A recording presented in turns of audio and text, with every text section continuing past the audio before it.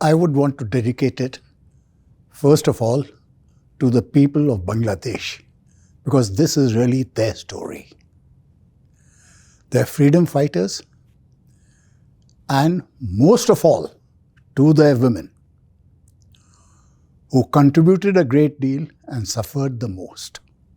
That famous photograph of a woman freedom fighter arriving with a gun in one hand and two children holding their hands to receive us after our heliborne crossing.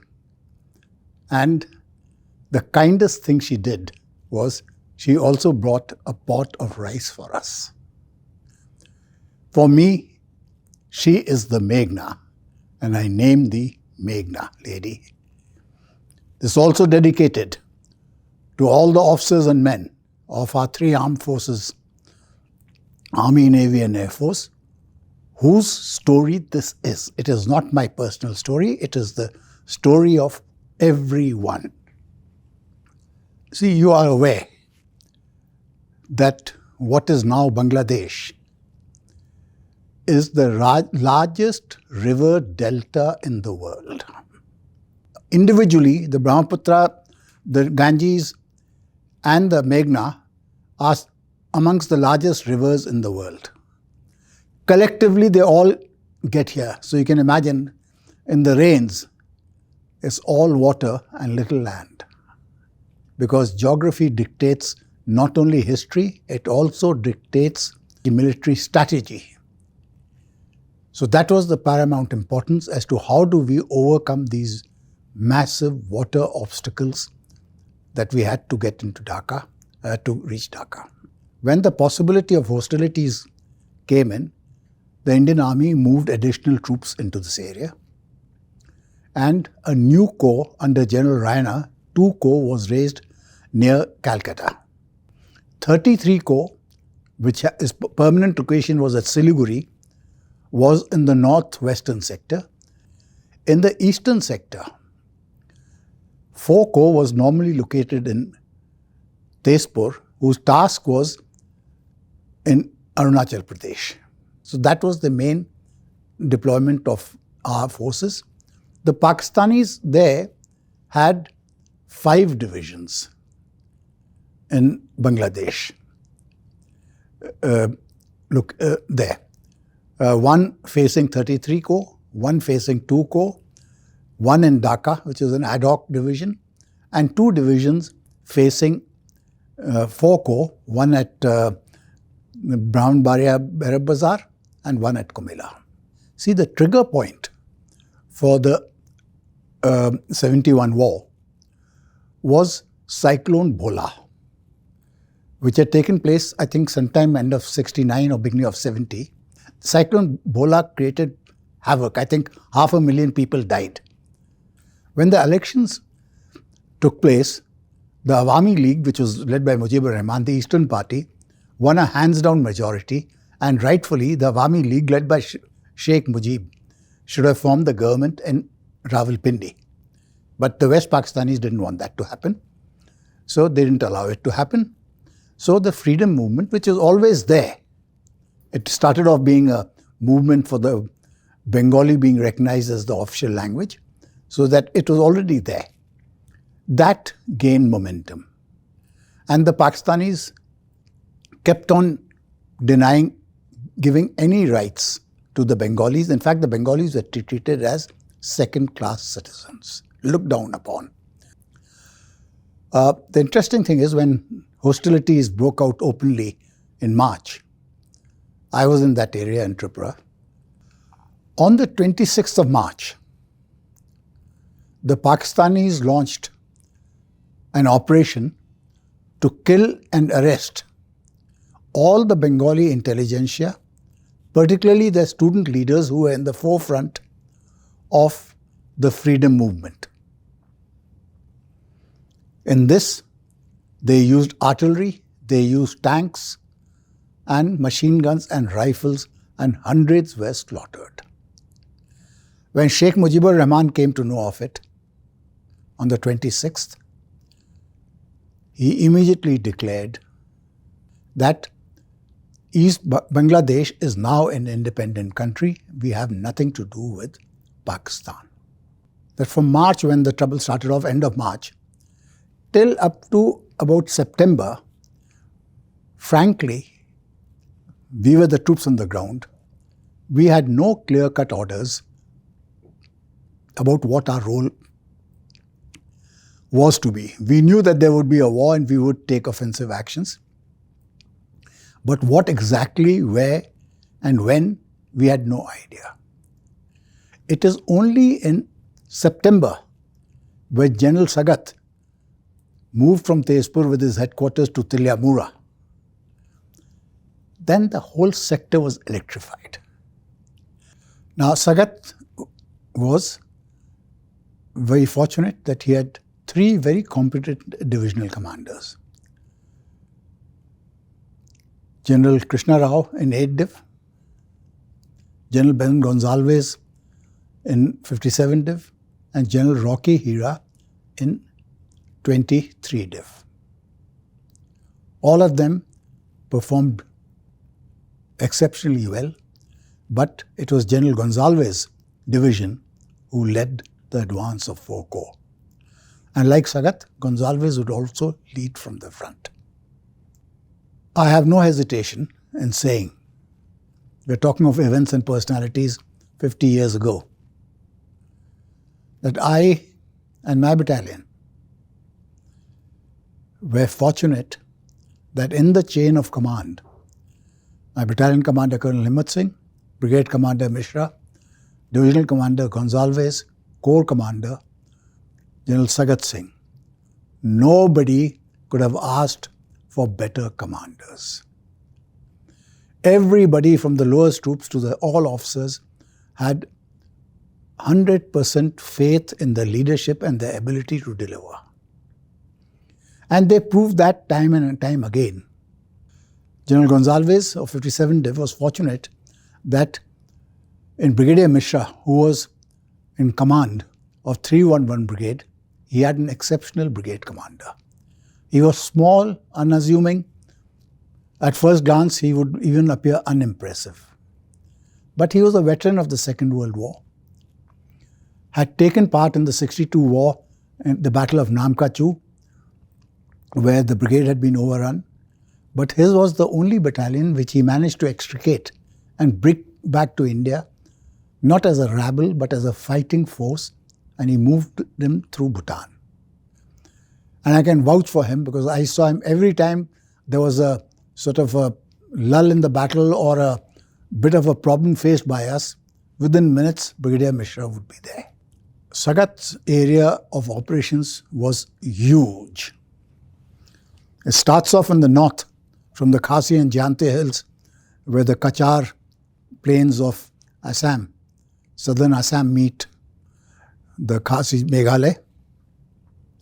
Coming southwards along the Kachar border, the whole of Tripura, which is surrounded on 3 sides by then East Pakistan, and then going south all the way to Chittagong and Cox's Bazar.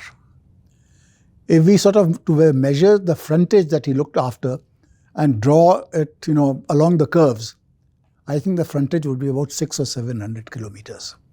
First thing he did when he realized that he had a vast area, he asked, normally there's no helicopters posted with the Corps headquarters in those days, now you have it. He asked for a helicopter from the Air Force that I cannot see the whole sector, ground there are no roads. So a helicopter was given to him. In addition, he put in a requisition for a squadron of Mi-4 helicopters, which can carry 10 to 12 troops. He says, my troops are dispersed over a frontage of about 700 kilometers, where there are no road communications or very little of them. I will need them for casualty evacuation. This wish of his was granted, and a helicopter squadron was placed under him for casualty evacuation. This helicopter squadron joined him at Tilyamura on the 19th of September. It is interesting, the squadron was commanded by Squadron Leader Sandhu. When Squadron Leader Sandhu reported to Sagat Sagat tells him, he did not say one word about casualty evacuation. He says, Sandhu, I want to use your helicopters for offensive night operations. Please train your boys to carry out night takeoffs and landing from unmarked landing fields. And he told Sandhu that please do not tell this to anyone. Geography of Tripura. Tripura, I would say on 3.5 sides, was surrounded by East Pakistan. Inside Akhaura, or little west of Akhaura, is the river called the Titas River. According to General Brigadier Saidullah, who commanded 27 Div, they had occupied the defences east of the Titas River because they wanted to pose a threat to Agartala if needed be. Because from October onwards, they would periodically shell Agartala. So it became necessary for us to neutralize the Pakistanis at Akhaura. But the Pakistanis had built up a massive defensive works in Akhaura. They dug a ditch and a bund about 7 kilometers long between them and our front border. They had constructed steel reinforced bunkers where their machine guns and their tanks were located. And they had almost about 1,000 troops in its defense, a formidable task by itself. But they made the mistake in their planning, thinking that we would attack them frontally. Bangladesh is a very thickly populated country, and villages and towns are cheek by jowl with each other. Sometimes, you don't know where one town ends and the other one begins. Immediately south of Agartala, maybe 5 or 6 kilometers south of Agartala, was the town of Gangasagar, a railway station. And further south of it was another town called Kasbah. Fortunately, sometime in the month of July or August, we carried out an operation which was essentially led by the Mukti Bani under their most dynamic leader, Major Khalid Musharraf, and we captured Kasbah. The Battle of Gangasagar is actually a part of the Battle of Akhaura, because our task when we were attacking Akhaura was to pass in that gap between Akhaura and Gangasagar. So to secure Gangasagar was essential. The task of capturing Gangasagar was given to 73 Brigade, and by 73 Brigade to 14 Guards. Initially, the attack should have taken place on the night of the 1st, 2nd, or the next night. Unfortunately, due to some reasons, there was a delay in this attacking going in, and the attack finally took place on the 4th evening, and they were successful in that attack. And the attack was supported by tanks, a troop of his tanks, which played a vital role. And in this battle, the company was led by Major Ashok Tara. Albert Ekka received the Param Vir Chakra. He was killed in this battle. Akhaura was of vital importance to us, both for our defensive plans to ensure the security of Agartala, and also for our future operations within offensive operations inside East Pakistan. We needed this place as a launch pad. So the necessity of Akhaura as an objective was paramount. But Akhaura was heavily defended.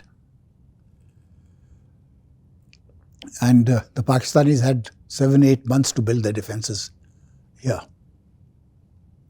So it was decided that we would take, once we came to know that the attack or the offensive war would start sometime after the monsoons, when a lot of land and routes which are submerged in the monsoons would become passable after the rains. I'm the one who carried out the recce, and we found a passage which went south of Akhaura, and you could get behind Akhaura. It was not a dry patch. It was still underwater, but it was fordable. In the monsoons you would have sunk, but in December the water was in most places about waist to chest deep. And how we could make this out, that this is the route, because by our aerial reconnaissance I had spotted tufts at the heads of grass coming out in a single line, going from our place right to behind Akhaura. So we knew that this was a seasonal dry weather footpath that would get us behind Akhaura. The Pakistanis did not realize this. The plan of operations for Akhaura was this. This was the only divisional-sized battle involving 2 brigades in the entire Eastern Theatre, where the entire divisional artillery of about 70 guns and about 20 or 30 81mm mortars were involved in attacking and bombardment of a single objective. The plan of the attack on Akhaura was this, that 1 battalion and some Mukti Bahani and a battalion were to launch a feint attack on Akhaura from the northern direction. So to divert the Pakistani attention towards the north. And yet to keep them pinned down looking eastwards to Agartala, what we had been doing periodically before the war, for about 10 days, we would move our tanks to the border, where they would rev up the engines. We would move some of our 3-ton vehicles with their tow chains being dragged behind them and move it on the runway of the airport. So the clanking of the chains at a distance sounds like the clank of a tank tracks, to make the Pakistanis feel that we were concentrating troops for a frontal attack from the eastern side, that is from the Agartala airfield side. But our operation plan, real attack, was from the south. Here in the south, 311 Brigade, which consisted of my battalion, 4 guards, 18 Rajputs and 10 Bihar. The task given to my battalion was to get through these water obstacles and marshes and position ourselves behind Akhaura, between Akhaura and their brigade headquarters at Brahmanbaria. And 18 Rajputs and 10 Bihar would launch the attack on Akhaura. And the attacks would be supported by the artillery and by our tanks. The artillery did not have to move forward because the artillery guns have a long range. So they were positioned in our side of the border. So they did not move one bit during the entire battle for Akhaura. They could engage most of the targets from their permanent positions on our border, or gun positions. We crossed the border on the night of the 1st and 2nd December, after last light. So here the D-Day was 1st December and HR was 2400 hours, that is midnight. But we crossed the border earlier, just after last light, well away from Akhaura, about 6 or 7 kilometers to the south. Initially we had no problems. But by about 9 o'clock, when a large body of 3 battalions is crossing over, some noise And we suspect that amongst the porters that we had, there may have been a Pakistani thing who revealed our positions by a flashlight because he was captured, signaling. The Pakistanis started bombardment.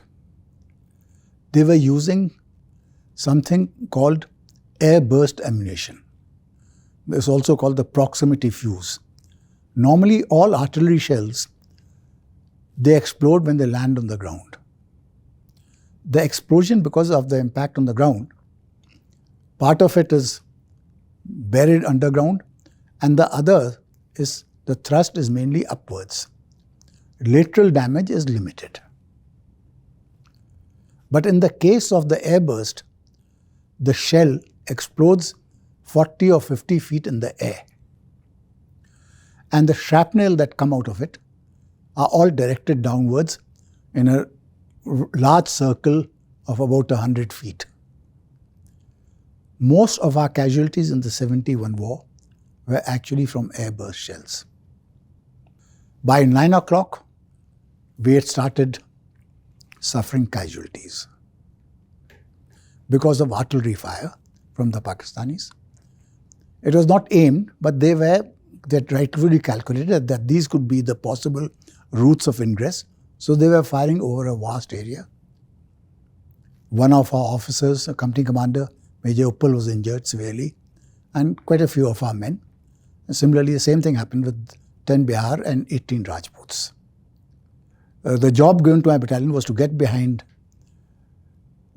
and into positions behind Akhaura by first light, that is by about 6 o'clock in the morning.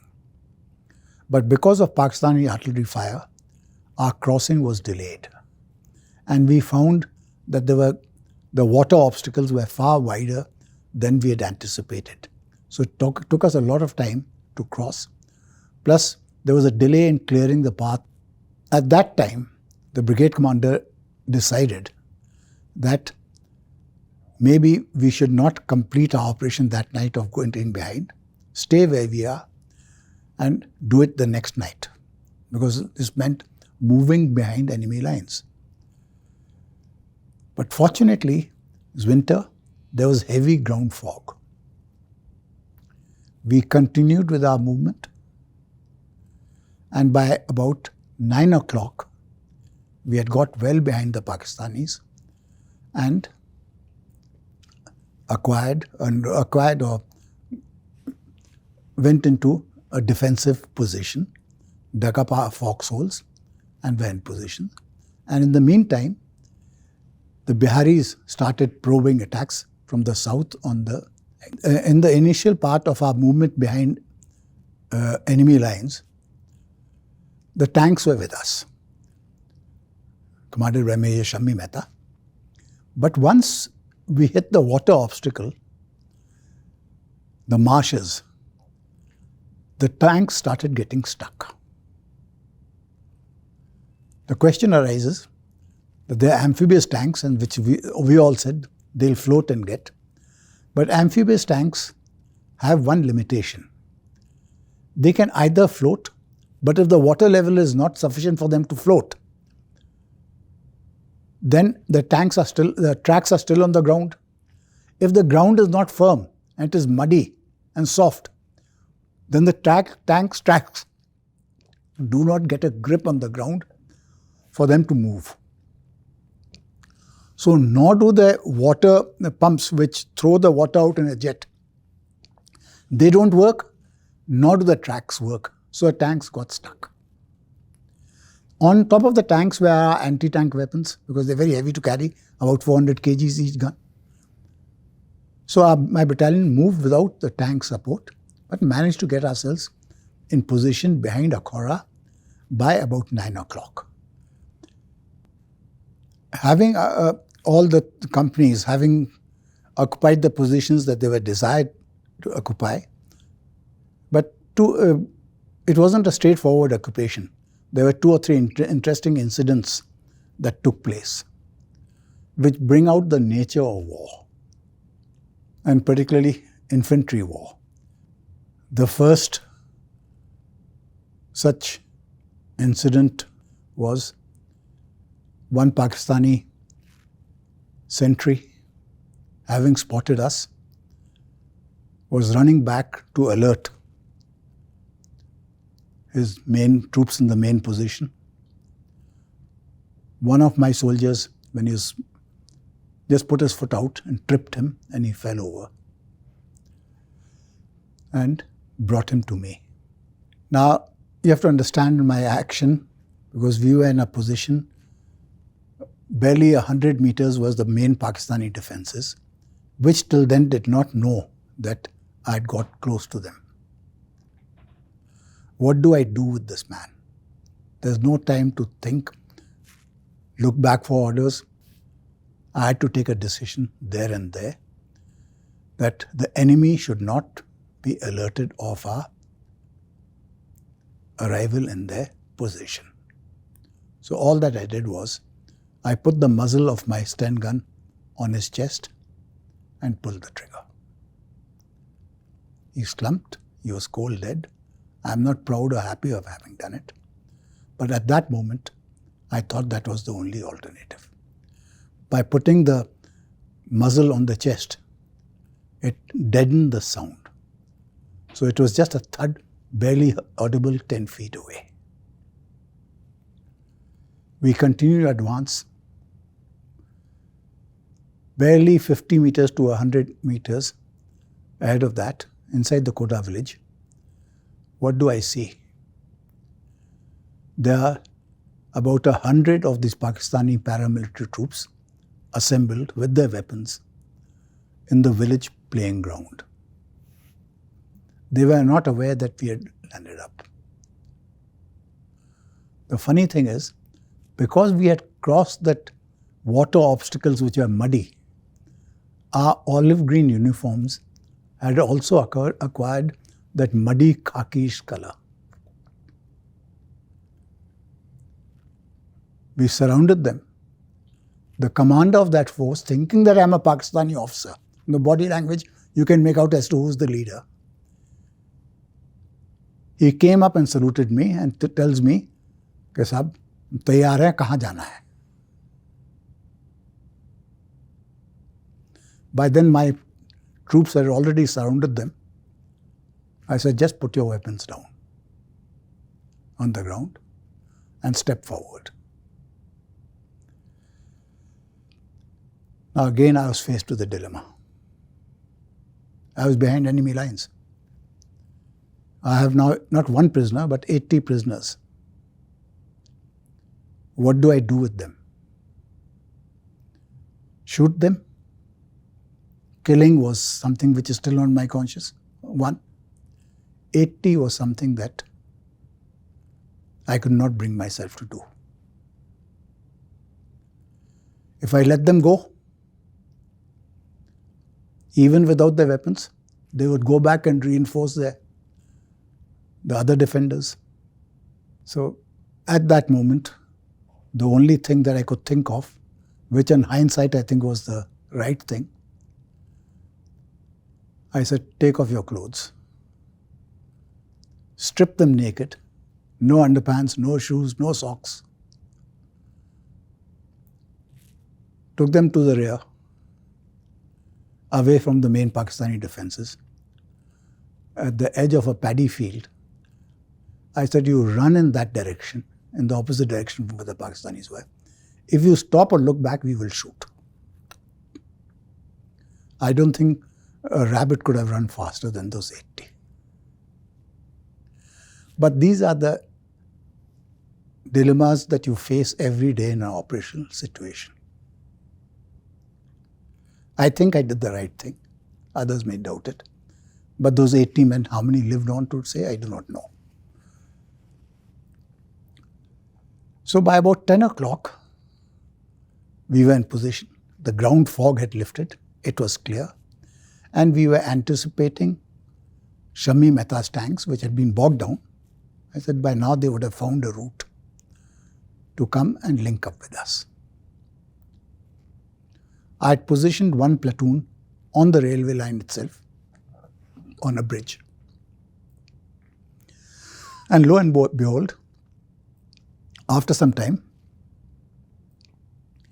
we see some tanks approaching. And they were PT-76 tanks. A big sigh of relief, because being behind enemy lines and now getting the support of tanks, one felt safe and confident. At the same time, we saw a railway engine also with a couple of bogies also coming to us. So I said, that must be a routine train. Let it go. Well, if it's a train routine, there may be local Bengalis we didn't want to shoot up. But before we knew what was happening, this train with a railway engine with two bogies stopped on its tracks where this first platoon was, cutting the platoon into two. One side on its left and one rest of the platoon on its right. And they started opening fire from inside the wagons onto these men of mine. At the same time, those three PT-76 tanks, which we thought were ours, but which turned out to be Pakistani tanks, attacked this platoon. And this entire platoon of mine were lost. 9 were killed, 8 were wounded, and 7 were taken prisoner. About 5 or 6 managed to escape. With this platoon, I had positioned the artillery OP officer, Captain MP Singh, who later on became a Major General. In this attack, his radio operator was killed. He managed to escape, and so did 5 or 6 other men. The Pakistanis captured that position. I had no anti-tank weapons with me. There's nothing I could do against those tanks. But the Pakistanis, in rounding up our men, and about 50 of them collected together in one bunch. And in the center of that were 5 or 6 of our prisoners. They were barely 150 meters from where I was, and I had a machine gun position next to me. The detachment commander of that machine gun detachment was then Naik Albert Ekka. Again, I had to take a choice. The target was very tempting. Do I shoot? But if I shoot, the chances are that some of my own men, 5 or 6 of them who were there, they would also get hit. By then, my own commanding officer, Colonel Himmathan, came and joined me. I told him, sir, I am opening fire. And before he could reply, I told Tirath, sir, one belt of 250 rounds, fire at this cluster of Pakistani troops. He fired, so did the other men. Most of them were hit, the Pakistanis. Some escaped. How many of our own men were hit, I cannot say. There's no way. But I'm certain that maybe some of ours. But again, it's a decision that you have to take at that moment, and the spur of the moment. There's no time to think and refer back. But here, because my commanding officer was there, he told me, yes, Chandrakant, that was the right decision. And on hindsight, it was the right decision, because immediately after this thing, say 50 of their troops had been killed, and those 80 had taken prisoner and made them run around. These Pakistani tanks, which in the normal course of events should have launched the attack on my position, continued the attack, they stopped in the tracks and went into hiding. For the next 3 days, they stayed there. Tanks did not make an effort to come and launch an attack on me, which at that time I was very surprised. But I should not have been surprised, because every tanker will tell you that in a forested area, thick area, or in a built-up area, tanks are blind. They have a limited view through the periscope. So without the support of infantry, they will not go into that area. The infantry had been knocked down or taken prisoner. And this is what I think the youth, the lesson for these are. Just remember that most of the soldiers, officers, including myself, we were in our 20s. These are life and death decisions we were required to take. I was 28 with 9 years service. Some of my men were in 19, 20, 21. Two of my officers, Lieutenant Karmakar and Maddappa, were 21-year-olds. At an age where our kids are just passing out of school and trying to get into college. So those several other attacks were being launched on my position, but the bigger battle was being fought in Akhaura proper. The Biharis first launched the attack. They went a little more eastward through open paddy fields, where they came under very effective fire of the Pakistani positions, the main defenses. So they suffered some casualties, and their attack from that direction came to a grinding halt. In the evening, the Pakistanis launched an attack by the Air Force on our positions. 4 F-86 Sabre jets attacked. They attacked my position, but by then my company had dug down. We were in a slightly built-up area with a lot of tree covers. So they fired a few machine gun bursts. No damage done, nothing could be done. But in Akhaura, our tanks were in the open. There was an anti-tank jeep of ours also there. And our troops were more concentrated than we were there. They were attacked. They would encircle, fire their rockets, fire their cannons. Fortunately, not one of our tanks was hit. One of our RCL guns got damaged, but nobody was killed in this attack, which must have lasted about 20 minutes. It was only 4 F-86 Sabres which were attacking. To understand this, infantry, if it is dug down and under cover, is a very poor target for the Air Force. Because the pilot is handicapped. He's flying at 600, 700 knots at 3,000, 4,000 feet.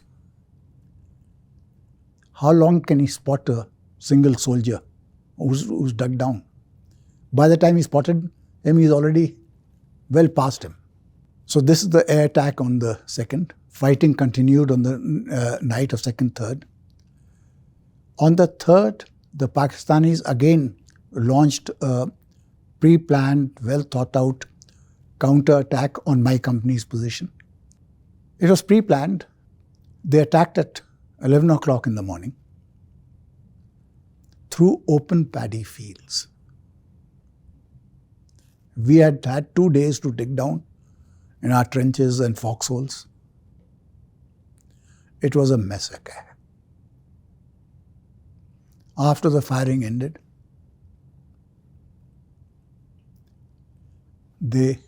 we counted 66 bodies lying on the ground, which we had buried after the battle. And we can safely presume that another 30 or 40 may have been wounded. Now, these figures are important. At the beginning of the first day, when I said we opened fire on that cluster of troops, where maybe 50 got knocked down, another 66 being killed, and about 30, 40 wounded. So about a total of 150 to 200 were killed or wounded. This was the total reserve the Pakistani 14 Div had for countermeasures against us. So the Pakistani 27 Div commander and the divisional commander Abdul Majid, they had no reserves left, but the battle in Akhaura was still taking place. Finding that the route east of the railway line through open ground was proving to be difficult, the brigade commander told the Biharis to advance along the railway line. Though they were more exposed, but the Pakistanis had fewer weapons pointing in this direction. And the added advantage was that those bunkers from which the Pakistanis were firing along the railway line, they could be seen from our side, south. Having spotted them, Shammi took them on one by one and knocked off these bunkers. 3 or 4 of these bunkers, machine gun bunkers, were wiped out. And the Biharis were able to advance quite close to Akhaura town by the 4th evening. On the 5th morning, the Biharis had also suffered a lot of casualties. The brigade commander told 18 Rajputs to take on where the Biharis had left, and they literally had a run through. 1 or 2 bunkers were left, which Shammi Mehta's tanks spotted and knocked off. And by 9:30, Akhaura had fallen. Pakistanis were running over the railroad bridge. It was a railway bridge which the Pakistanis had put logs on top of it so that motor vehicles could also cross. But because we were there sitting behind them, no motor vehicles could cross. Some of their soldiers were running in the embankment which we took. Some managed to get away, but a large number were killed or wounded or taken prisoner. Same time in the 5th morning, before Akhaura, or while the battle by the 18 Rajputs was going on, we got a first Air Force strike in support of us. 2 MiGs came over. We had an Air Force officer called the Forward Air Controller, Flight Lieutenant Shahid, with us. He directed them on a bridge. By the 5th morning, the Akhaura had been captured. Along with the capture, and there are photographs, were those 3 Pakistani tanks. PT-76 tanks were also captured intact. With a little effort, Shammi was able to put them back on road, and hereafter, till the rest of the war, till Dhaka, they were a part of the Indian Army. Including the Akhaura, those 3 tanks, 2 artillery guns, 105 millimeters of the Pakistanis were captured intact, plus anti-tank weapons and a whole host of other things. As per the orders we had received, I anticipated that we would be told to spend the day there where we were, because we had to collect our own casualties, send them back for cremation. There was a whole host of administration. We hadn't received food for 4 or 5 days. Administratively to tie up, so ammunition to be replenished, these things to be done. But while I was in the process of collecting my casualties, there were 7 men dead from that platoon which had been overrun the first day. And they were some distance from my rest of my company. And there were other Pakistani bodies lying all about. We are all now familiar with the sight of mass cremations during this COVID thing. Here, just you have to think what my position was when there are about 100 bodies lying around me within 50 meters, that awful stench of rotting flesh. And during the day, we could see dogs and crows and vultures, pecking at the bodies and tearing them apart, with nothing we could do. They had been there exposed to the elements from second morning, 2nd, 3rd, 4th, 5th. 4 days, 96 hours, exposed to the sun and the cold sun during the day and cold at night. They had bloated. They were bursting out of their uniforms. The buttons were bursting out. Their flesh had turned bluish, greyish, green. There were these green bottle flies which were hovering around them besides the tank. It's not a pleasant, war is not a glamorous thing. We had to wrap their bodies up in something called a ground sheet, which is a rubberized canvas, and send them back for cremation. To carry one body means 4 people. 7 dead, 9 taken prisoner, and some wounded earlier evacuated. To send back these 7 dead meant 28, one more platoon of mine, whole platoon was sent back 5 kilometers carrying the dead of my company. While they were gone, I get orders on the radio set from my commanding officer. I thought the orders are coming in for us to start preparing to go to Camilla. Instead, he says, we have to go west to a place called Arhand on the Brahmanbaria Common Road and lay an ambush on that road and stop the movement of Pakistani troops between Brahmanbaria and Camilla, between the 2 divisions. That is a division at 14 Div at Brahmanbaria and 39 Div at Camilla, to cut them off one from the other. The fall of Gangasagar and Akhaura, 2 heavily fortified towns across Agartala, opened up strategic options for 4 Corps, who had by the 9th closed in on the banks of the river Meghna, particularly around Brahmanbaria, in a fast-moving battle. The 14th Div of the Pakistan Army had retreated across the river over the Coronation Bridge from Ashuganj to Bhairav Bazar and blew up the bridge on the 9th morning. This is a swivel moment in the history of warfare when General Sagat Singh plays out a move he had held close to himself. He decides to heli-lift an entire brigade across the river Meghna, which in places is about 16 miles wide, using the 110 helicopter unit, which was at his disposal for rescue and evacuation purposes.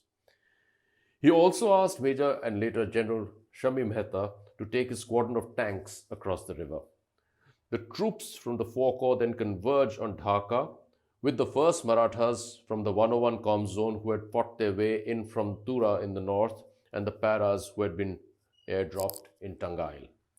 The movement of the ground forces was enabled by the domination of the airspace by the Indian Air Force and the Indian Navy's aircraft carrier INS Vikrant, which carried out assaults on Chittagong and Cox's Bazar and blocked the sea routes in the south.